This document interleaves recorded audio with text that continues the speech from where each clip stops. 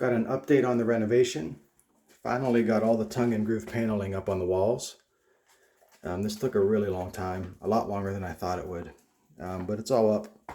I still have to do all the trim around the doors and the corner trim, and of course across the top, and then the trim that goes across the ceiling as well, all that.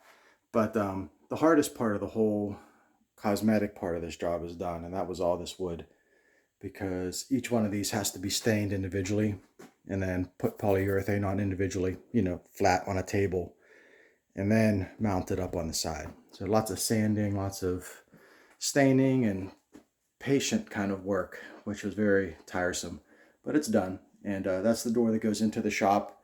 Still have to put trim around that as well. And then I do still need to cut a couple of short pieces to go across here, because this will be a continuation of that. And then the stained part of this column will show just like the stained part of the column shows here, to kind of make it a bit even. So I still have to do that. And I still have to do the closet. Closet's going to be vertical tongue and groove, but it'll be white, all the same color. So it'll be a lot less time consuming. Hopefully I'll be able to knock that out in a day or two. And then again, trim in all these little spots. I got to get pieces of trim to cover up these gaps. Everything's irregular, so there's gaps all around, but the trim should cover most of it. And then of course this is the office. Eventually there'll be regular furniture in here. There's Ricky taking a little rest on his. He knows I'm talking about him. Look at him. He's so funny. But yeah, this is the office. There'll be a sofa here that opens up to a bed, maybe a futon, I don't know, 2 end tables, something like that, so that when I'm working, I got to be on camera at work. So there'll be something to see behind me, something that doesn't look like a bedroom. But yeah, got the trim around the windows. That turned out good. This wall here turned out pretty nice. I'm happy with how that looks. There'll be some corner trim there, of course, as well, to cover up some of those gaps.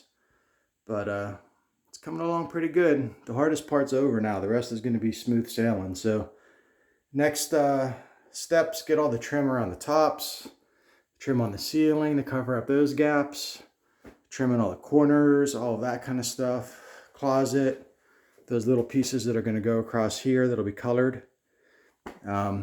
Trim through here. Once I get all that done, then I could finally get to the floor.